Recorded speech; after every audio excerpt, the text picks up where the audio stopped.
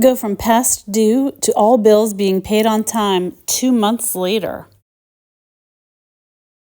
Rent is past due. How do I get current on $2,560 monthly income? Step 1. List money available, dates and amounts.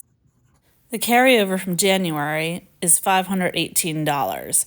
Carryover is the money you have left over from the previous month that you haven't spent. In this example, you get paid every 2 weeks on Friday. You get paid on February 2nd and on February 16th. Each time you get paid $1,280. Let's add up your paychecks for the month. $1,280 plus $1,280 equals $2,560. Step 2. List expenses, due dates, what it is, and amounts. The most important categories for expenses are going to be food, transportation, and shelter. You need to eat, you need a way to get to work to be able to make money, and you need a place to live that's safe and warm.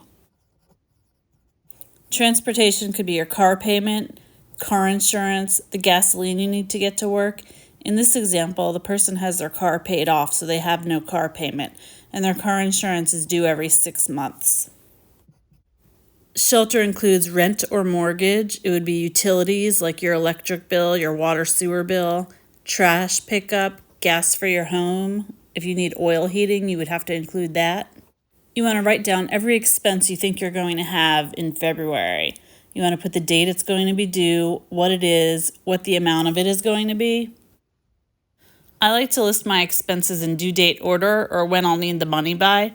Food and gasoline, I don't have a set due date, but I like to have that money available at the beginning of the month if possible. Let's add up our expenses for February.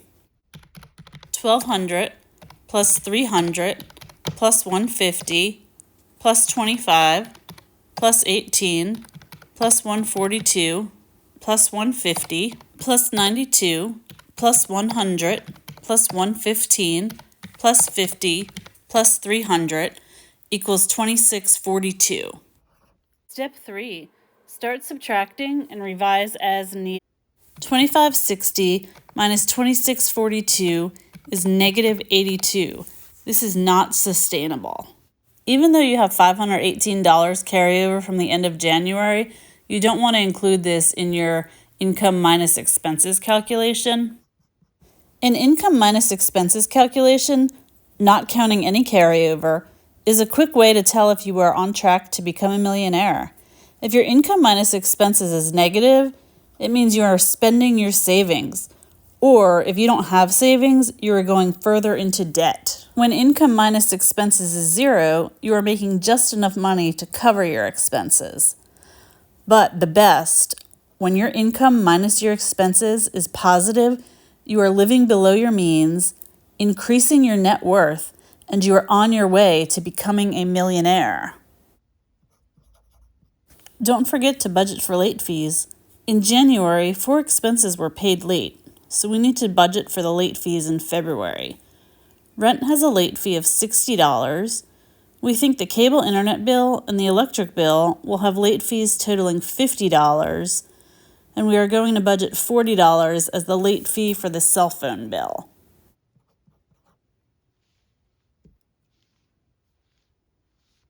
Our new calculation for income minus expenses, this time including the late fees, is $2,560 minus $2,642 minus $60 minus $50 minus $40, and that gives us a negative $232. I like to double check my calculation to make sure I didn't make a mistake. $2,560 minus $2,642 minus $60 minus $50 minus $40, and we come up with the same answer, negative $232. When I do my budget, if I have a negative income minus expenses, I cut as much as I can to get it to be positive. If this was my budget, I would cut out the other spending. It is extra spending that is wants, not needs. But I'd keep $50 of the other spending to use for Valentine's Day. Rent is due on the 1st. Carryover is $518, and our paycheck is not until the 2nd. so we can't pay rent on time. Let's pay rent with our paycheck on the 2nd, and to get current on rent, we also need to pay $60, which is the late fee because in January we paid rent late. We are budgeting $1,200 using $1,200 from the February 2nd paycheck. So $1,200 minus $1,200 equals 0 remaining to budget for rent. 60 minus 60 equals 0 left to budget for this late fee. Let's split food and gas in half. We'll take half from carryover and half from the 2/16 paycheck. For gas, budgeting $150. $150 minus 75 from the carryover equals 75 left to budget for. Minus 75 from 2/16 pay equals 0 left to budget for gas.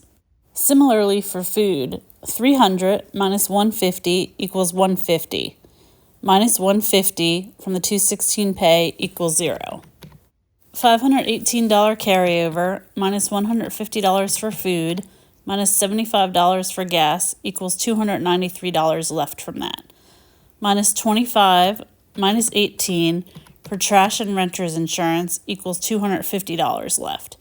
Minus $150 for electric minus $50 for the late fee equals $50 left. We'll put it towards the cable internet bill. Let's double check the math. $518 for the carryover, minus $150, minus $75, minus $25, minus $18, minus $50, minus $150, minus $50 equals 0 remaining from the $518 carryover. The trash bill, we want to budget $25. 25 minus 25 from the carryover is $0 left to budget. 18 minus 18 equals 0. 142 minus 50 equals $92 left to budget for the cable internet bill. 150 minus 150 equals $0 left to budget for electric. The February 2nd paycheck of $1,280, let's pay $1,200 for the rent. $1,280 minus $1,200 minus $60 for the late fee equals $20 left. Let's put that $20 toward the cable internet bill. So we have 0 remaining from the February 2nd paycheck. $92 still to budget for the cable internet bill, minus $20 equals $72 still needed. We've accounted for all of the money from carryover and from the February 2nd paycheck. We can use the 2/16 paycheck to pay all the other February expenses. Oops, Valentine's Day is on the 14th, but we need that money before we get paid on the 16th. I can use the $50 I was going to put towards the cable internet bill to pay for Valentine's Day. Double check the math. 518 minus 150 minus 75 minus 25 minus 18 minus 150 minus 50 minus 50 equals 0. Budgeting is a process. You will make mistakes. Here I put the full $142 for the cable internet bill as coming from the 2/16 paycheck. It's okay to do it this way, but earlier I had crossed off part of the cable internet bill when I was making the correction for Valentine's Day, so I still have $20 to budget from that February 2nd paycheck of $1,280. I'd like to adjust the budget. So from the 2/2 paycheck, I'd like to use $20 to pay for the cable internet bill. That leaves $122 still to budget for the cable internet bill. I'll take that out of the 2/16 paycheck. And I'll take out $40 for the cell phone late fee.